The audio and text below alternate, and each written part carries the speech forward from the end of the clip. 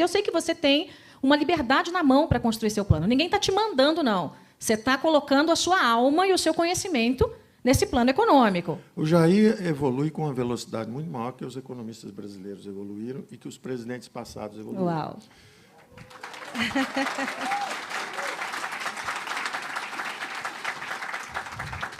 Os economistas brasileiros levaram alguns anos. Então, primeiro congelaram preços, depois congelaram a poupança. Quando viram que não dava certo, vieram com o plano real bem melhor, porque tinham um fundamento importante, a política monetária. Mas esqueceram dos outros fundamentos. Então, quando você faz uma política monetária muito forte, mas deixa solta a parte fiscal, o que acontece? O juro vai para a lua. Então, nós fizemos um plano que levou nossa dívida de a dívida está chegando agora a 4 trilhões, 3 trilhões por cento. Lembrem-se que lá atrás era coisa de 200 bilhões. Então, o que adianta se você pisa no freio monetário, mas pisa no acelerador fiscal? O carro sai andando de lado. É. Então, nós tivemos... E depois os tucanos não entendem por que perderam 4 eleições seguidas.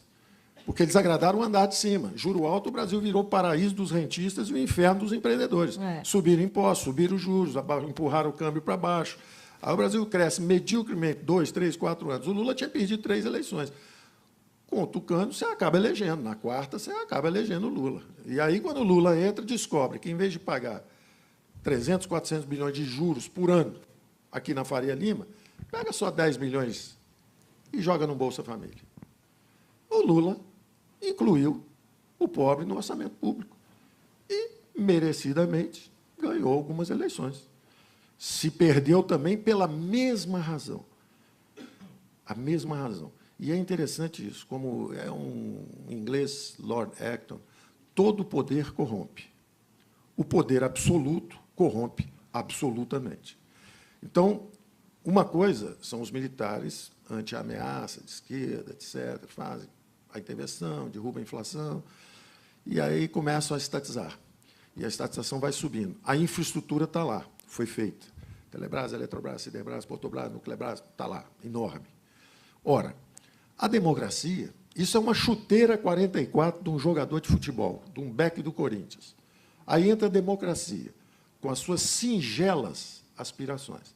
Educação, saúde, segurança. É um sapatinho de bailarina, 36. Você está com a chuteira 44. O que é um bom governo? O governo que faz a reforma do Estado. Ele fala o seguinte, missão cumprida na infraestrutura, a base está no país, o que eu faço agora? Vamos privatizar. Chama o setor privado. Quem é que vai gastar agora com a Eletrobras? A Eletrobras está quebrada. As distribuidoras estão quebradas, estão sem recursos. Tem déficit. E tem que investir nos próximos anos, se o Brasil for crescer. De onde vem esse dinheiro? Se o governo está quebrado, não tem segurança, não tem saúde, não tem educação, não tem nada. De onde vem esse dinheiro? Privatiza, vende a chuteira 44, mata a dívida. Se você matar aí 20%, 25% da dívida, em vez de você pagar 400 bilhões, você paga só 300, 250. Você libera 100, 150, 200 bilhões. Para quem? Para saúde, educação, segurança. Como? Descentralizando. Eu digo para o Jair, você vai ser o primeiro presidente da República, em 40 ou 50 anos, que vai amputar seus próprios poderes.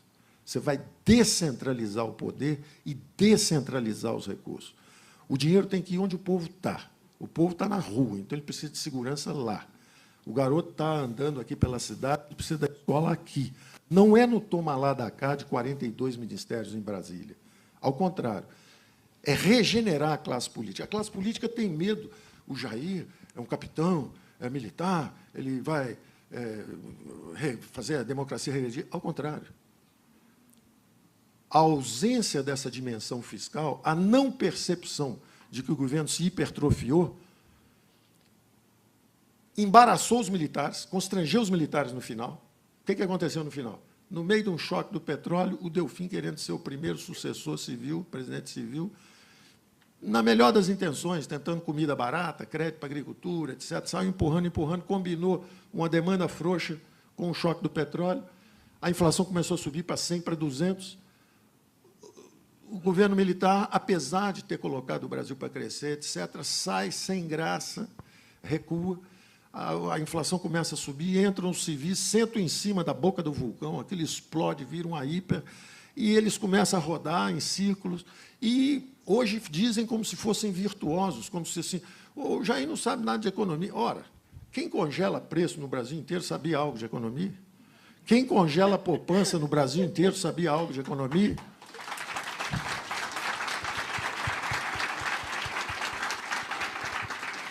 Melhor não saber assim, né? Quem bota a taxa de juros a 70% ao ano, no ano seguinte 60%, no ano seguinte 50%, passando uma década com juros astronômicos, isso faz o câmbio afundar, então você desindustrializa o país e se endivida em bola de neve, aí queima 50 bilhões de dólares, aprova uma emenda da reeleição de forma suspeita, um erro fatal. Quando você aprova uma reeleição, olha o desastre que virou. Quer dizer, o Tucano aprova uma reeleição, depois perde 4 seguidas. Ganha uma e perde 4. Fizeram uma conta. Destruiu o seu próprio partido. Acabou, dissipou. Cadê o PSDB hoje? Todo mundo escondido. Então, ficou um negócio terrível. E não tem erro novo que o PT tenha cometido, não. Ele só cometeu... Eu disse isso à presidente Dilma. Falei, olha, o seu erro foi cometer todos ao mesmo tempo, numa intensidade nunca vista.